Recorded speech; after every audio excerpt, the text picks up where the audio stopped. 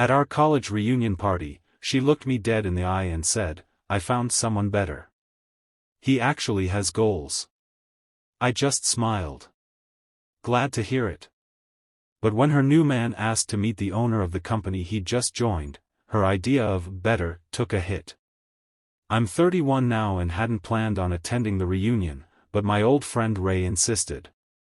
Said it'd be good for networking, considering how well things had been going for me. Bit of an understatement, honestly, but I went along with it.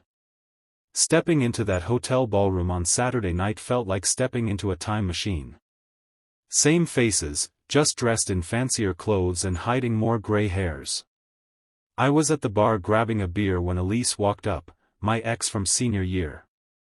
We'd dated for 2 years. She dumped me right after graduation. Said I lacked drive and vision, and that my computer science degree meant nothing without a job at a big-name firm. I'll give her this, she looked sharp. Expensive dress, perfect hair, the whole curated image. Leo? Wow, you actually came, she said, that same smug tone she used to use. Hey Elise. Yeah, Ray convinced me. She laughed, the same fake laugh she used to fake enjoy my jokes. Still hanging out with Ray? Some things don't change, huh? Before I could answer, some guy walked up beside her. Tall, polished, firm handshake that screamed overcompensation. Chase Whitman, he said, like the name should mean something to me. College buddy of yours? I asked. Something like that, Elise chimed in, holding onto his arm like she just won a prize. Chase just landed a senior analyst role at Trivolt Dynamics. Hottest tech startup in the region. I nearly spit out my beer. Trivolt Dynamics? Really? You've heard of us? Chase puffed up. Not surprised. We just wrapped up Series B, $30 million in funding. The CEO's a genius, built the entire company from scratch. That's the kind of ambition I admire, Elise added, eyes gleaming. That's why I moved on. Chase has drive. He's going places. No offense, Leo, but some of us want a partner who's on the same level. Glad it's working out for you, I replied, sipping my drink. So what do you do now? Chase asked politely, clearly not interested. Still in the tech space? Yeah, still in tech. Elise laughed, that same old dismissive chuckle. Leo's being humble. Probably doing some IT support somewhere. He's always been good with computers, just never had that edge to make it big. Nothing wrong with support roles, Chase added, trying to sound gracious. Every company needs tech staff. I smiled. True. They spent the next few minutes bragging about Chase's big moves, his 5-year plan, and how he was determined to rise fast at Trivolt. Elise kept giving me these smug looks like, this is what you could have been. Then Chase said, hey, we should connect on LinkedIn. Always smart to stay in touch with tech guys. Never know when the laptop starts acting up, right? He chuckled at his own joke. Sure, I said, pulling out my phone. What's your email? He gave it to me, and I sent him a connection request on the spot. As soon as he accepted, I saw his expression shift. First confusion, then realization. Then outright panic. You're Leo Cross. That's my professional name. Short for Leonard. Elise glanced between us. What's going on, babe? Chase was staring between his phone and my face. You're the CEO. You're my boss. You're the founder of Trivolt Dynamics. The silence that followed was chef's kiss. Elise gave a nervous laugh.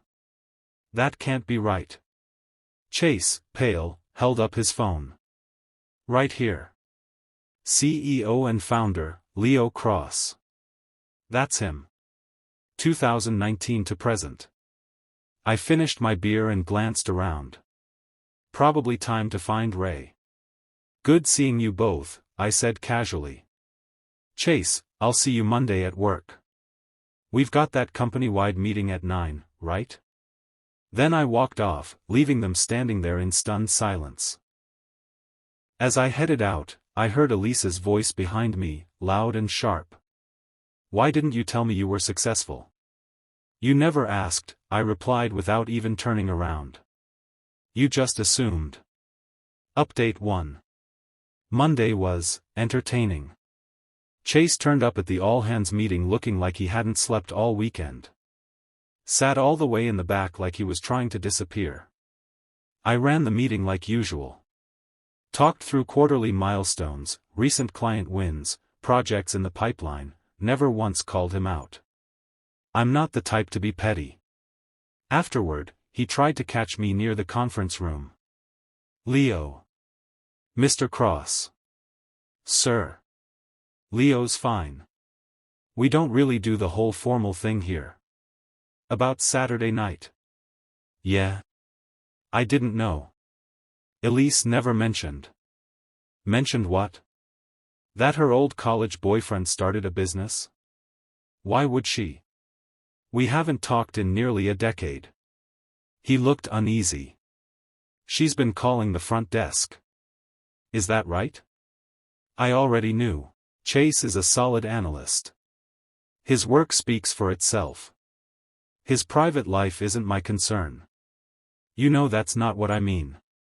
This whole situation is uncomfortable for everyone. Only if you make it uncomfortable. I run a 150-person company. I don't have time for petty drama. She stepped in closer. We could work, you know, the three of us. I could be an asset. I've got my MBA now. I know people. I could help with partnerships, business development. Are you asking me for a job? I'm saying we could benefit each other. Elise, let me be clear. Chase has his job here based on merit. You and I? We have no professional or personal relationship. If you keep showing up like this, I'll have to involve security. Is that clear? Her face turned crimson. You've changed. Yeah, I said. Turns out I found my ambition. Have a great day, Elise. Update 2. Chase resigned on Thursday. Sent an email at 11:04 p.m., effective immediately. Very formal. Said it was for personal reasons and new opportunities. I approved it, wished him the best, and had HR issue his final paycheck, including a 2-week severance, even though he didn't give notice.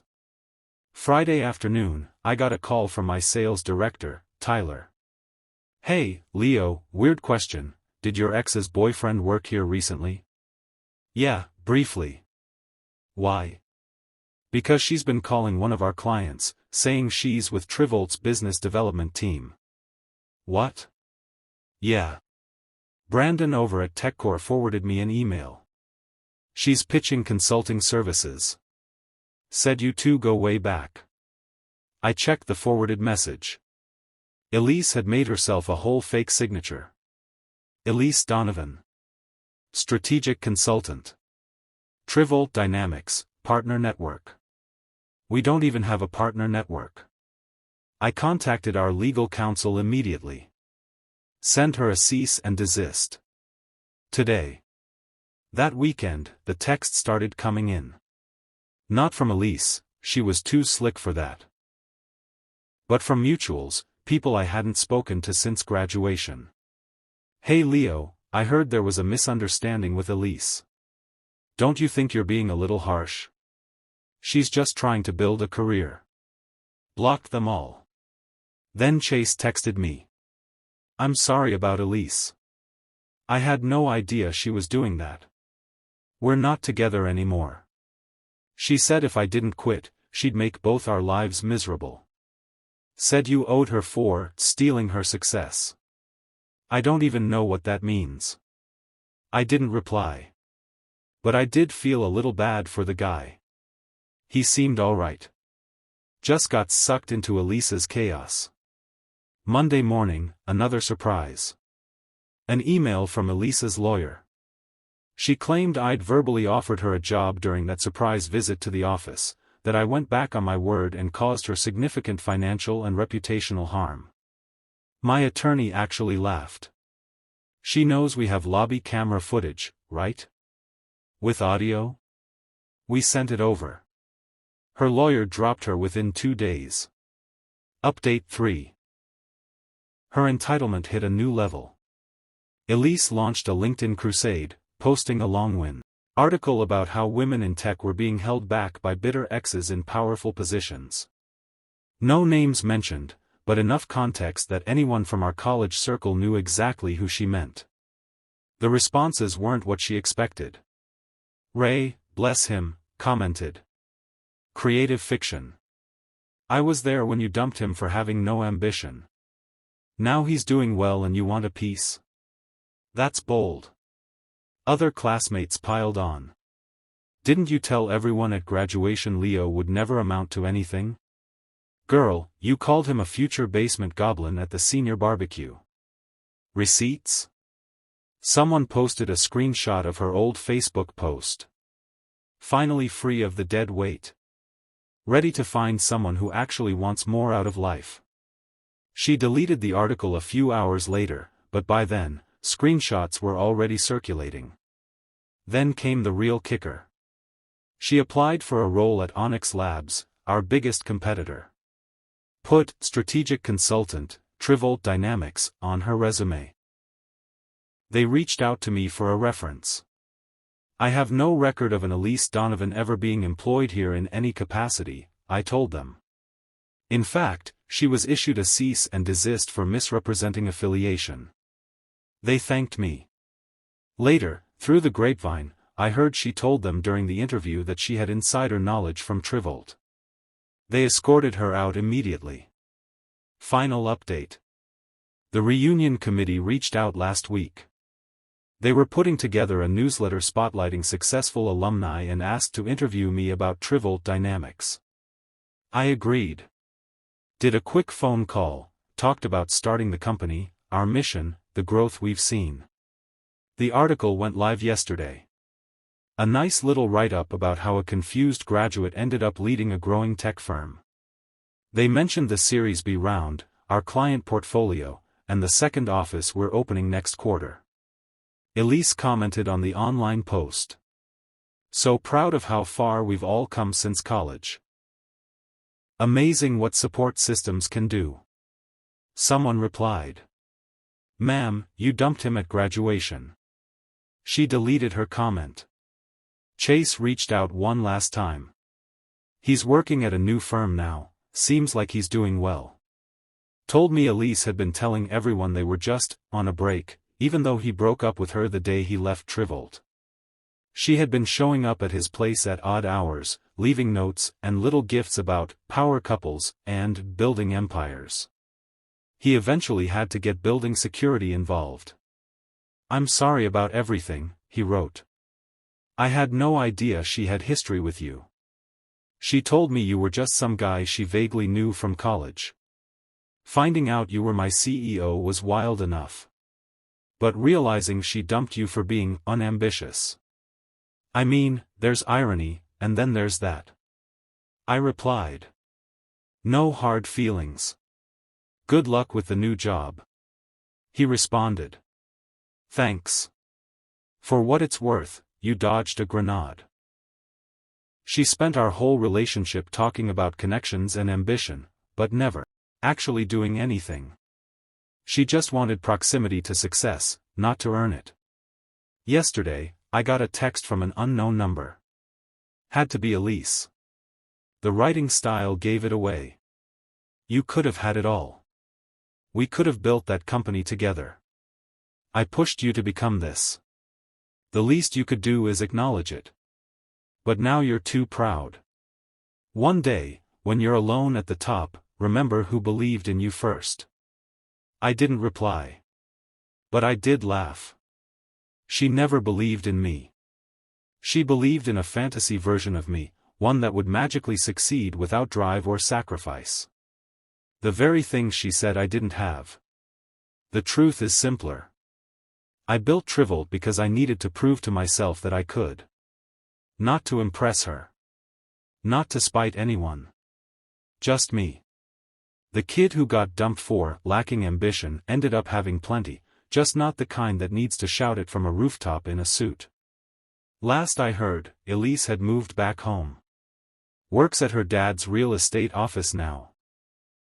Still posting motivational quotes on Instagram about knowing your value and cutting out negative energy. Chase is doing great at his new gig. Even sent me a holiday card, thanking me for being respectful and professional through all the drama. As for me, Trivial just closed our Series C, $50 million. We're adding 50 new team members this quarter. And yes, I still grab beers with Ray every Friday. Because some things, the good things, don't need to change. Funny thing about ambition, it doesn't always wear a suit or shake hands at mixers. Sometimes, it's just a quiet guy writing code alone in his apartment, building something real. She was right about one thing, though, I did find my ambition. Turns out, I just had to lose her to realize it was there all along.